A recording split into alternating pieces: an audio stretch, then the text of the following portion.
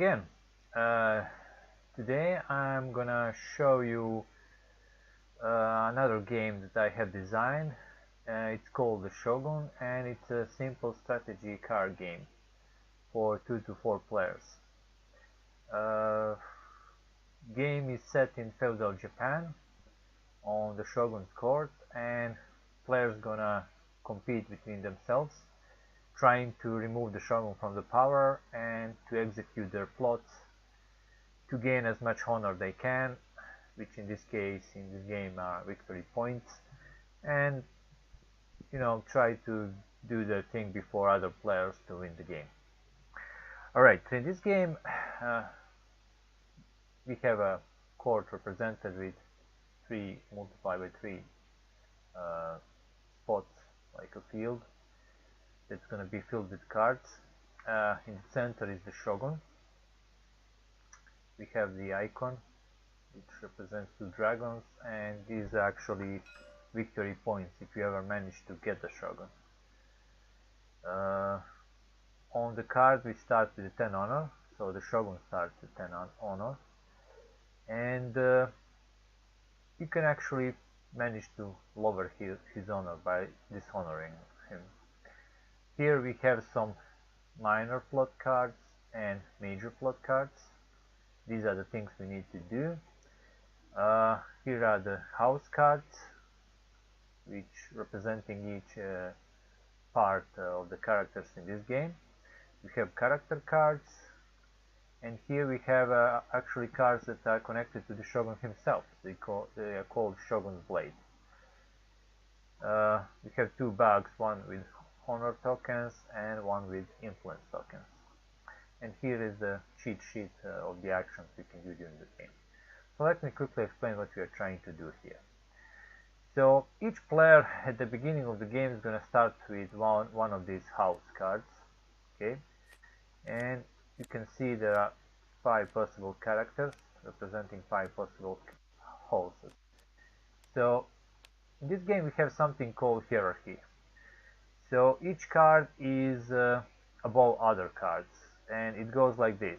Daimyos are above samurais, samurais are above ninjas, ninjas are above courtesans, and courtesans are above monks. So this is the hierarchy in the game. It's very important, I'm just going to explain later.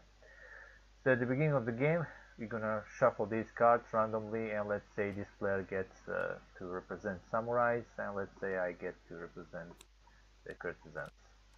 These cards are hidden. You have to keep them hidden because these are the secret goals you're going to try to do. Also, each card is going to get one of these minor and one of the major plots. I'm going to shuffle, and let's give something like this, and one major plot.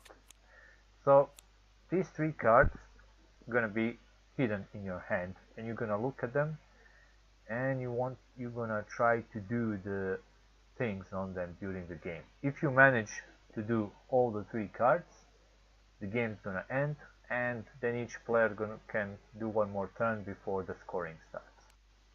So let me show you what we have on these cards. So the house cards are all the same. As you can see, you have to have 3 cards of your color and your symbol. They need to be in the same row or column. So for instance, let me show you some character cards here. So let's find some samurais.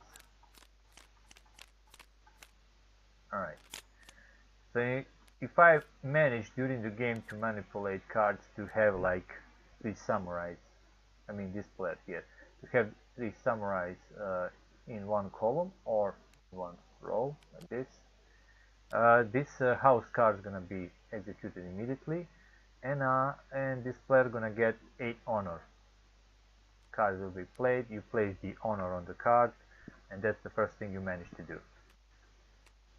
Later, you may even manage to do something like this, to have, as you can see on the left column, you need 1 daimyo, 1 monk, and 1 courtesan to be one above each other. So something like this. Let's say daimyo is here.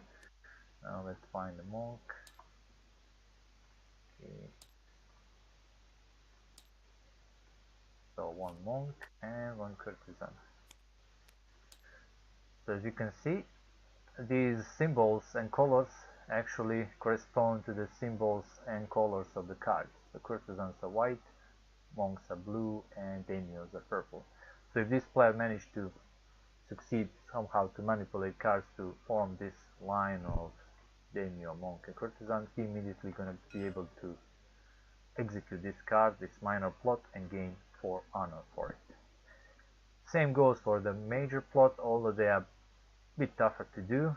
You get more honor, but you know, it's not easy to manipulate cards while other players also trying to do their stuff.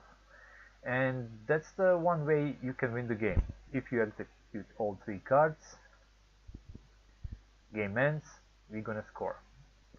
Another way you can make the game work for you, like win, is by dishonoring the Shogun.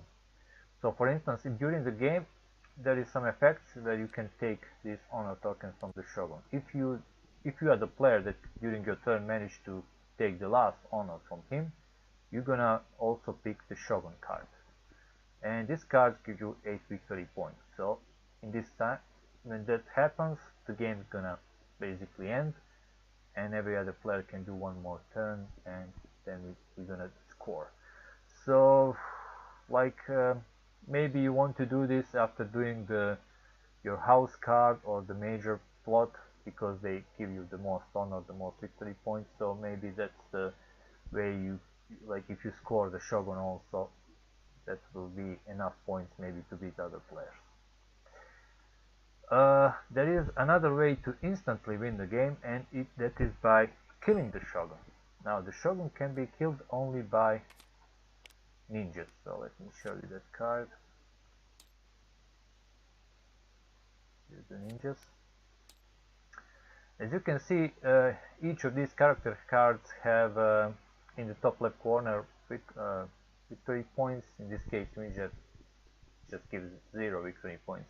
But he has 2 powers that you can execute whenever you play that card. So for instance, I can kill one character in the court, or one random characters in any player's hand, which will make a player to have to discard his card. Also, if there are no samurais in the court, I can pay 6 influence to kill the Shogun. So influence are these tokens, and they also can be gathered during the game. So if I have a 6 influence and play this card, I kill the Shogun, I instantly win. We don't score, we don't count how many honor other players have, I just win. So some players can go for this, and you have to be wary to see what other players play, and are they gathering influence and stuff. Do they trying to remove samurais from the court to try to stop them? And last thing, how the game can end is if this deck of character cards ever gets depleted. There are 18 cards in the deck,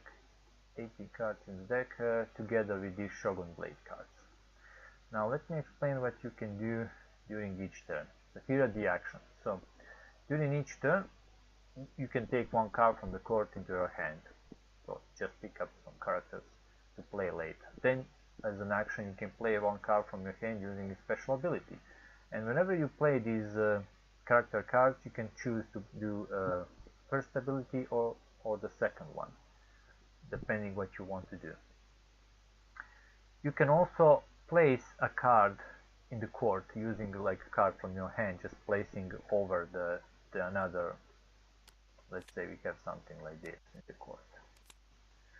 So for instance, if I have this samurai, I can place it over other cards. You know, that's how you manipulate when I want to do something, you know, to finish my minor or major plot.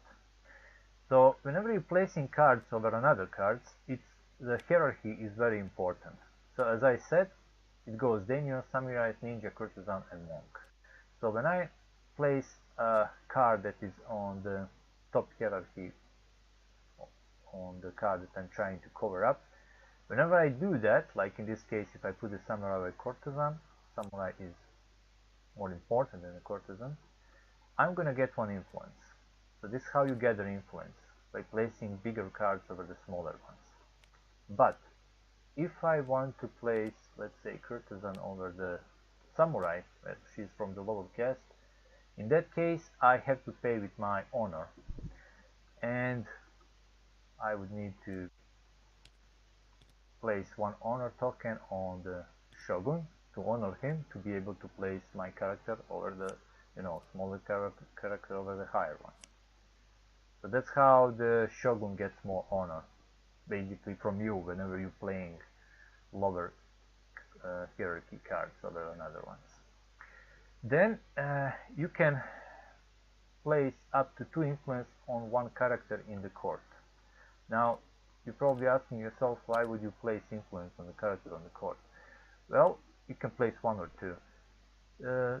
It's good for anchoring cards to not be taken by any other players. So for instance, let's say it's really important for me to have this daemon on this position, and I don't want any other players to take him or move him or anything. Well, then I just place 1 influence over him, or 2, depending how much I want him to stay on that position. When there is an influence on the character, if another player wants to take him or move him or anything, he has to pay 1 honor on the shogun to remove this influence. That's basically losing his action. Then he can take the enemy or whatever. But if I put 2 influence, then he would have to do the same action twice, because you can only use 1 honor to remove 1 influence. You can't remove 2 influence at once. Although there are some characters that can do that. For instance, the monk can take up 2 influence from 1 character in the court, so using the monk ability would be a better option.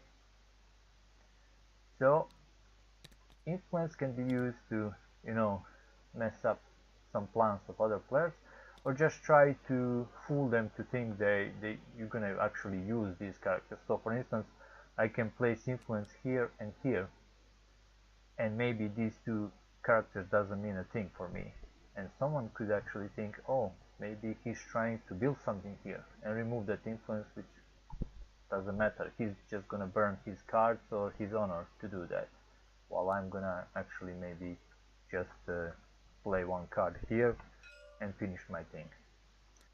So that's the influence. Now the influence also can be put on the shogun himself during a game, and in that case, if you want to take the shogun, you basically have to spend some honor to be able to you have to remove influence from him to be able to move him.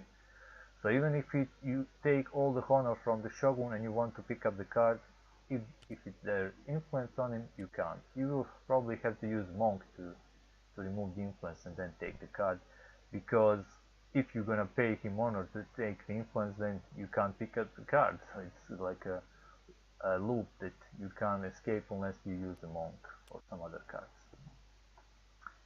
Alright, and the last action, as I said, you can discard 1 honor to remove 1 influence from the character in the court. So that's the last action you can do.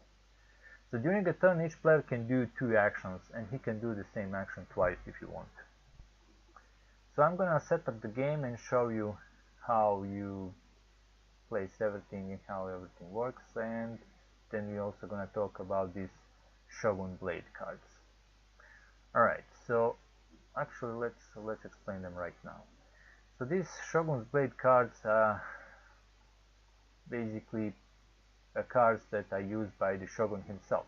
Shogun knows that we are plotting against him and we're trying to remove him from the power.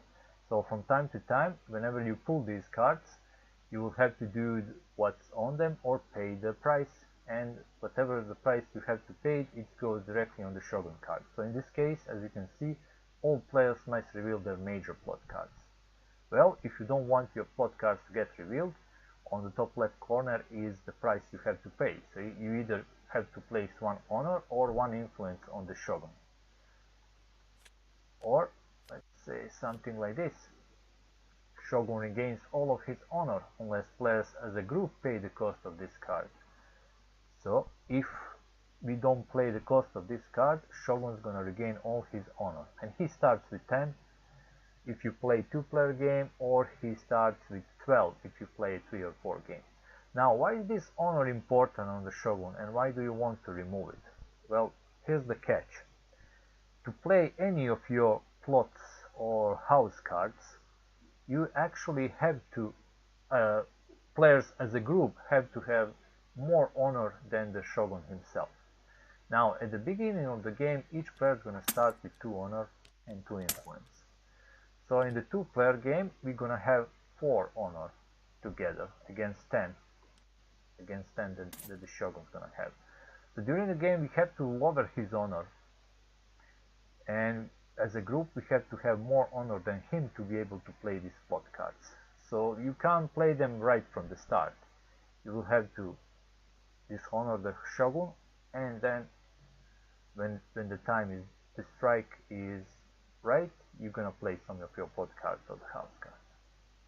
Alright, so let's now quickly set up the game. Gonna reset everything. Here it is. So at the beginning, we're gonna take this character deck cards, shuffle, just fill the court as ever we see fit. So you can do it randomly. Then we're gonna flip these cards. Then gonna take this deck with the characters, add all the Shogun cards in it. You're gonna shuffle that and flip face up.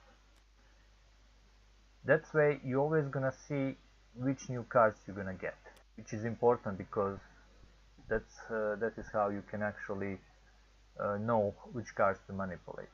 Now, if there is ever the Shogun card on the top, you're gonna just reshuffle it because we can't start the first turn if there is a Shogun's Blade card on the top of this deck. Alright. You can actually see, if I hover here, how many of each card you have in the deck. So we have 14 daimyos, 14 samurais, 15 ninjas, 14 courtesans, and 15 monks. Alright, after that, each player is gonna have one of these house or caste cards. These cards gonna be in your hand, and other players will not be able to see them. Then also each player is gonna get every one minor card and one major plot card. And then we get 2 honor and 2 influence. Alright. And we are ready to start the game. So this is how the game would look like when you play 2-player game. If we play 3 or 4, only thing that would change is Shogun will not start with 10 honor, it would actually start with 12. So 12 honor from the start, or if you want to have a bit longer game, you can even put 14 on him. Because this honor actually is just like a timer. It basically makes you, if he has a less honor, then your plot card's gonna probably get into play sooner, because it's quite easy to lower his honor, to be honest, using some card effects. But if you want to play a bit longer game, then you can put some more honor on him. 14 is the maximum I would go. Above that, it can happen that you know, he can get honor during the game, so it could actually be pretty long games. But if someone likes that, it's possible.